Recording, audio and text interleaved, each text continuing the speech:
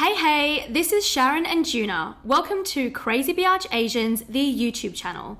The following audio was recorded for podcast purposes, so there are no visuals for this YouTube video. Feel free to put down that phone, go for a walk, cook some food and listen to us chatter for the next little while. If for some reason you don't want to listen on the YouTube platform, you can find us on Spotify and Apple Podcasts. Now, on to the ep. So let's say you're out on a date with someone, or you're messaging them, or you've just matched on a dating app. What are some red flags that they may have Asian fetish? Oh, I love this. Red flags. Yes. Let's discuss. So I did my little research, and an elite daily article summed it up on how to spot a guy with yellow fever into 6 points. And get this, it was written by someone who was married to a guy with yellow fever. Oh, wow. Okay. She's really exposing Exactly. this then. Okay, number 1. He is the token white guy in a group of Asians. Number 2. He initiates conversations in an Asian language. Number 3. His dream is to live in Asia. Number 4. He watches Asian porn. Number 5. He suffers from masculinity issues. So the stereotype of the Asian girl is that she's soft and submissive, cooks and cleans, as we've discussed. And so he feels comfortable around that person. Mm-hmm. And number 6, he's dated other Asians and only Asians. And I think that's why social media stalking comes into handy in these types of situations. I'm not saying that someone who has one or a few of these qualities has Asian fetish, but just generally speaking, I'm going to say if they tick off maybe 4 to 6 of these, you should investigate and put your stalking to Put the your test. FBI hat on. Exactly. And investigate. Bring out the badge. Well, okay, this list is actually pretty interesting, but I think a lot of the points here are quite blanket statements. Like, he's a token white guy in a group of Asians, a big whoop. Yeah. I mean, your friends are Asian, who cares? Like, it's, we don't want to vilify people for choosing who they're friends. Like, it's fine. Like, he initiates conversations in an Asian language. That's interesting. And I personally hate that because that involves him guessing what Asian, in inverted commas, you are. Most likely he'll say ni hao, but if you're not Chinese, how does that go down? Not great. Yeah, I think these points are quite generalized, and I agree with you. It's not just because you have one, then you have Asian fetish. It's if you've ticked off all 6 of these boxes, then maybe it's a little, cause for investigation. There's a maybe there. There is a maybe, exactly. Because stuff like he's dated other Asians, I would argue, so what? Like, he has a preference. His dream is to live in Asia. Okay, my dream is to live in Paris. What does that say about me? Which one do you think most resonates with you? Like, which one do you agree or disagree with? I definitely think the number 2 thing, purely because I've seen it in action, especially with your stories. So as in he initiates conversations in an Asian language? In an Asian language. And I've seen it when I go traveling overseas, when I'm just walking down the streets and then someone would just be like, ni hao. Yeah. And I'm like, mate, I am only half Chinese.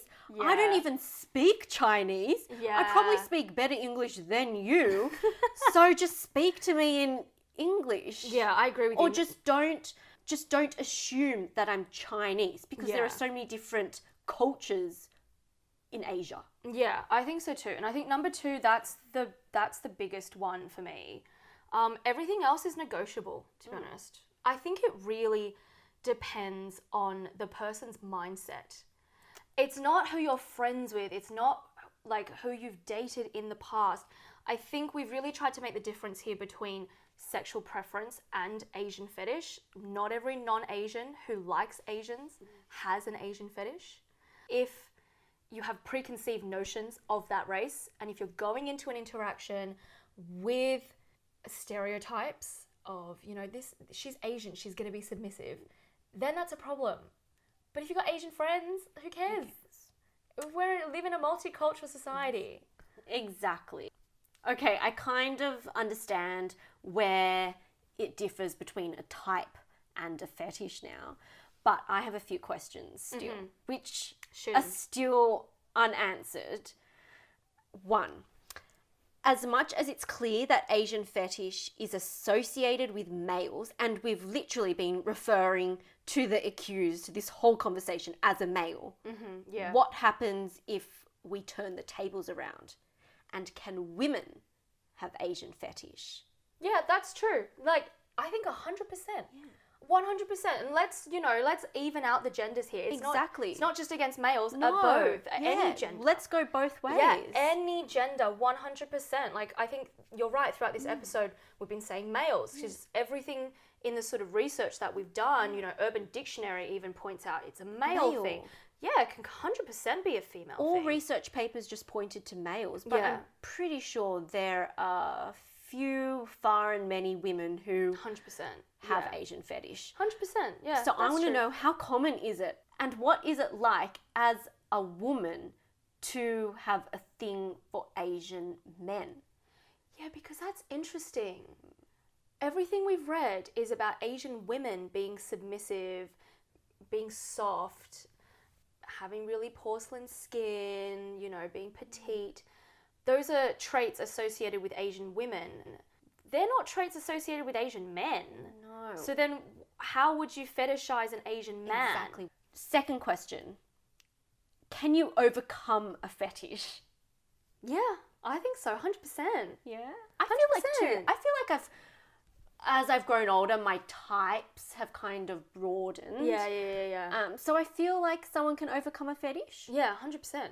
Again, it's the mindset, It's fine if you have a sexual preference, you like Asian women, that's fine. But if you like Asian women because of racial stereotypes and you expect her to be submissive and just cook and clean, that's That not okay. Is a no-go. We'd really like to open up the convo to you guys. We want to know your personal anecdotes. So you can email us at crazybiatchasians@gmail.com or Slide into the DMs at Crazy Biatch Asians. we just want to flag one more thing, that our convo is from a very, very much an East Asian perspective. So if you're any other race from the Asian umbrella, we'd love to hear it. We don't want to speak for you guys. You can share your thoughts on Insta or through email. We do prefer the Insta. We will be on the Insta every day, checking our DMs. But please answer my questions, because I am actually genuinely curious about this, and Google won't give me an answer. And that's it for our official first episode. Woohoo! We will post all the links to the articles and studies that we've referenced in the episode description below. Please subscribe to Crazy Biatch Asians on your favourite podcast app, and if you got a sec, rate and review us on Apple Podcasts so we can keep going. See you all on the Instagram at crazybiatchasians for, not gonna lie, the best Asian memes. Literally. Thanks for listening, and chat soon.